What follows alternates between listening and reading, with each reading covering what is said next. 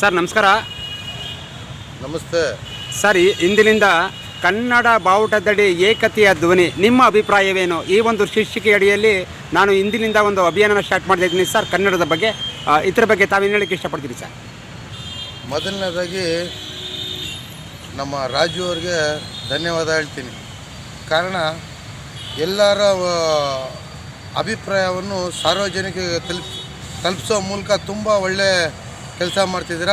ಹಾಗಾಗಿ ನನ್ನ ಸ್ನೇಹಿತನಾದ ಮಿಮಿಕ್ರಿ ರಾಜು ಅವ್ರಿಗೆ ಮೊದಲನೇದಾಗಿ ಧನ್ಯವಾದ ಹೇಳ್ತಾ, ಮತ್ತು ನಮ್ಮ ನಾಡ ಹಬ್ಬದ ಬಗ್ಗೆ ಬರೋಣ. ಈಗ ನಮ್ಮ ನಾಡ ಹಬ್ಬ ಅಂದರೆ ವಿಶೇಷತೆ ಏನಂದರೆ, ಮೈಯೆಲ್ಲ ಒಂಥರ ರೋಮಾಂಚನ, ಮನಸ್ಸಿಂದ ಮಾಡಬೇಕು. ನಾವು ಪ್ರತಿ ತಿಂಗಳಲ್ಲಿ, ವರ್ಷದಲ್ಲಿ 12 ತಿಂಗಳು ಬರುತ್ತೆ.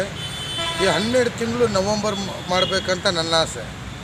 ಯಾಕಂದರೆ ತಾಯಿ ಭುವನೇಶ್ವರಿ ಕಾರ್ಯಕ್ರಮ ನಾವು ಯಾವ್ಯಾವ ರೀತಿ ಹೆಂಗೆ ಮಾಡಬೇಕಂತ ಒಂದು ವರ್ಷದಲ್ಲಿ 1 ತಿಂಗಳು ಮಾಡ್ತೀವಿ. ಅದು ನಮ್ಗೆ ಸಾಲಲ್ಲ.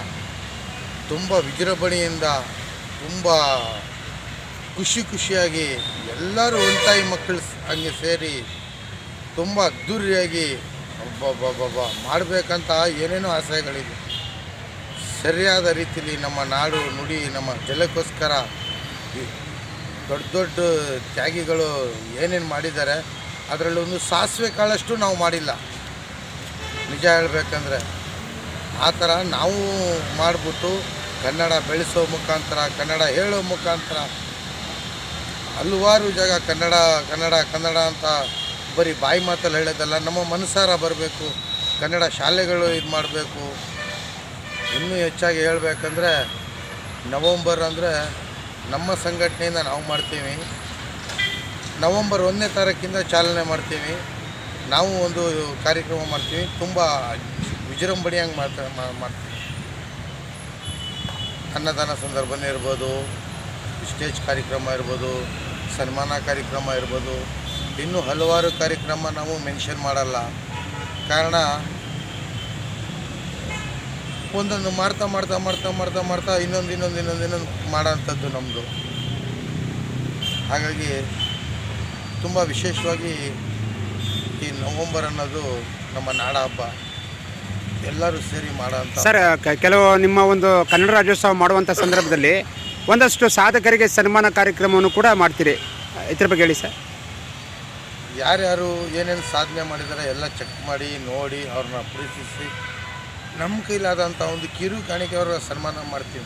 ಸನ್ಮಾನ ಮಾಡೋ ಉದ್ದೇಶ ಅದನ್ನು ನೋಡಿ ಬೇರೆಯವರು ಇನ್ನೂ ಹೆಚ್ಚಾಗಿ ಮಾಡಬೇಕನ್ನೋದು. ನಾವು ತೋರಿಸ್ಕೋಬೇಕು, ಪಬ್ಲಿಸಿಟಿ ಆಗಬೇಕಂತ ಮಾಡೋ ಅಂಥದ್ದಲ್ಲ.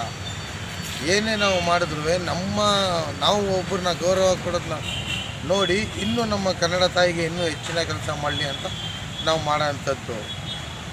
ಹಾಗಾಗಿ ಎಲ್ಲರಿಗೂ, ಕರ್ನಾಟಕದಲ್ಲಿರೋ ಎಲ್ಲ ಕನ್ನಡಿಗರಿಗೂ ನಮ್ಮ ತಾಯಿ ಭುವನೇಶ್ವರಿ ಹಬ್ಬ ಮಾಡೋಕ್ಕೆ ಎಲ್ಲರಿಗೂ ಆಸಕ್ತಿ ತುಂಬಲಿ. ಎಲ್ಲರೂ ಒಟ್ಟಾಗಿ ಸೇರಿ ಮಾಡೋಣ. ನಾವು ನಮ್ಮ ಸಂಘಟನೆಯಿಂದ ಈ ಲಾಸ್ಟ್ ಶನಿವಾರ ಅದ್ದೂರಿ ಕಾರ್ಯಕ್ರಮ ಮಾಡ್ತೀವಿ. ಎಲ್ಲ ಕನ್ನಡ ಪರ ಸಂಘಟನೆಯವರು ಹೇಳಿಕೊಂಡು ಎಲ್ಲ ವಿಶೇಷವಾಗಿ ತುಂಬ ಅಚ್ಚುಕಟ್ಟಾಗಿ ಮಾಡುತ್ತೀವಿ. ಈ ಸತಿ ನಾನು, ನಮ್ಮ ಅಣ್ಣ ಅವರೆಲ್ಲ ಸೇರಿಕೊಂಡು ಮಾತಾಡಿದ್ದೇವೆ. ತುಂಬ ಸಸ್ಪೆನ್ಸ್ ಕಾರ್ಯಕ್ರಮಗಳು ಅದ್ದೂರಿಯಾಗಿ ಮಾಡ್ತೇವೆ. ಹೋದ ಸತಿ ಏನು ಮಾಡಿದ್ದೆವು ಅದಕ್ಕಿಂತ ವಿಜೃಂಭಣೆಯಾಗಿ ಈ ಸತಿ ಮಾಡುತ್ತೇವೆ ಅಂತ ಹೇಳ್ಬಿಟ್ಟು ನನ್ನ ಒಂದೆರಡು ಮಾತು ಮುಗಿಸ್ಕೊಡ್ತೀನಿ. ಓಕೆ ಸರ್, ತುಂಬ ಧನ್ಯವಾದಗಳು ಸರ್. ನವಂಬರ್ ಬಗ್ಗೆ ಭಾಳಷ್ಟು ಒಂದು ಕನ್ನಡದ ಬಗ್ಗೆ ತಮ್ಗೆ ತಿಳಿದಿರೋಷ್ಟು ಒಂದಷ್ಟು ಅಭಿಪ್ರಾಯಗಳನ್ನು ನಮ್ಮ ಜೊತೆ ಹಂಚ್ಕೊಂಡ್ರಿ. ಹಾಗಾಗಿ ತಮಗೆ ಹೃದಯಪೂರ್ವಕ ಧನ್ಯವಾದಗಳು ಸರ್. ನಮಸ್ಕಾರ ಸರ್.